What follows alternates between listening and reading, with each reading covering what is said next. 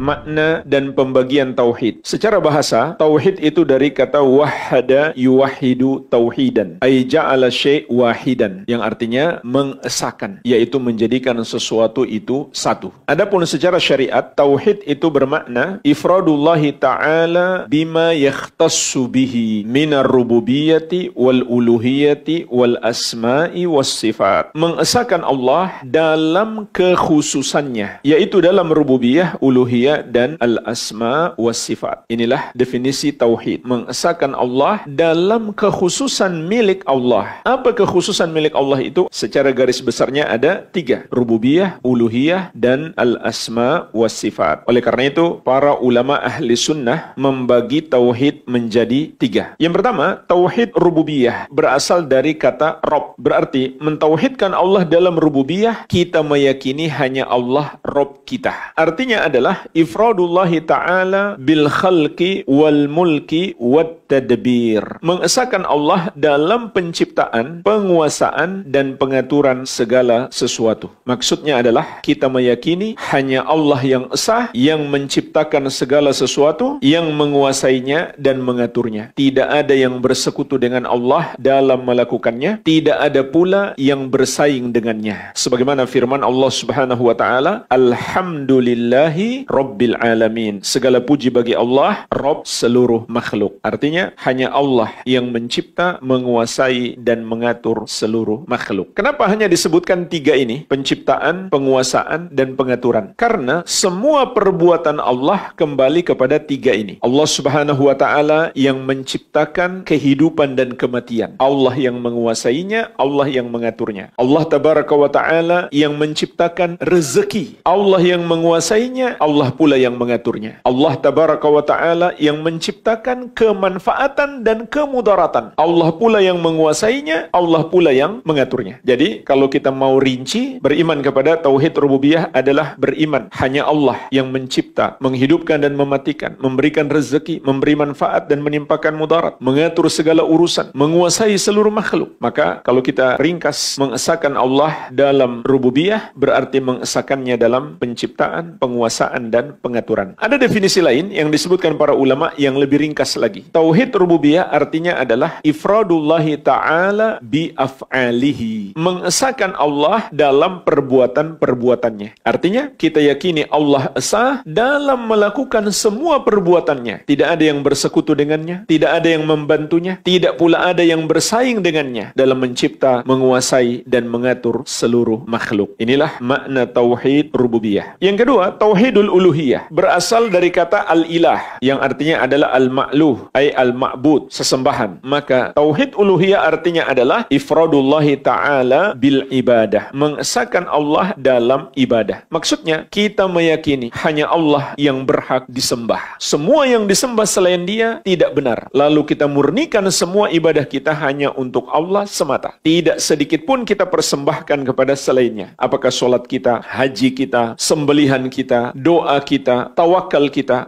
hanya kita tujukan untuk Allah semata. Tidak sedikit pun kita berikan kepada selain Allah. Inilah tauhid uluhiyah. Di antara dalilnya surat At-Taubah ayat ke-31. Allah Subhanahu wa taala berfirman, "Wa ma umiru illa liya'budu ilaha wahida." Dan tidaklah mereka diperintahkan kecuali menyembah Allah yang esa. La ilaha illa huwa. Tidak ada yang berhak disembah selain Dia. Subhanahu amma yusyrikun. Maha suci Allah dari apa yang mereka persekutukan. Yang ketiga, tauhidul asma was sifat. Maknanya adalah ifradullahi ta'ala bima lahu minal asma'i was sifat. Mengesahkan Allah dalam nama-namanya dan sifat-sifatnya. Maksudnya adalah kita meyakini hanya Allah saja pemilik nama-nama yang maha indah dan sifat-sifat yang maha mulia. Tidak ada satu makhluk pun yang serupa dengannya. Sebagaimana firman-Nya, walillahil asma'ul husna fad'uuhu biha. Dan hanya milik Allah nama-nama yang maha indah, maka berdoalah dengannya. Wadharul ladzina yulhiduna fi asma'ihi sayujzauna ma kanu ya'malun. Dan tinggalkanlah orang-orang yang menyimpang, yang tersesat dalam nama-nama Allah tersebut, mereka akan mendapatkan balasan terhadap apa yang mereka kerjakan. Kemudian firman Allah Subhanahu wa taala, laisa kamitslihi syai'un wa huwas samiul basir. Tidak ada yang serupa dengan Allah dan Dia Maha mendengar lagi maha melihat. Maka Allah esa dalam seluruh sifat-sifatnya. Kita yakini tidak ada satu makhluk pun yang serupa dengan Allah. Inilah tauhidul asma was sifat. Dan 3 macam tauhid ini terkumpul dalam firman Allah Subhanahu wa taala. Lihat jemaah sekalian, ayat ini terdiri dari 3 bagian. Bagian yang pertama, Rabbus samawati wal ardi wa ma bainahuma. Allah Rabb langit dan bumi dan apa yang ada di antara keduanya. Artinya Allah yang mencipta, menguasai dan mengatur langit dan bumi dan seluruh makhluk yang ada padanya. Maka ini tauhid rububiyah. Yang kedua, fa'budhu wastabir li'ibadatihi. Maka beribadahlah kepadanya saja dan bersabarlah dalam beribadah kepadanya. Kita disuruh menyembah hanya kepada Allah. Maka ini tauhid uluhiyah. Bagian ketiga, hal ta'lamu lahu samiyah. Apakah kamu mengetahui ada yang serupa dengan Allah? Ini adalah pertanyaan tapi maksudnya pengingkaran. Yaitu pengingkaran terhadap adanya penyerupaan antara makhluk dengan Allah. Maka ini tauhid al-asma wa sifat.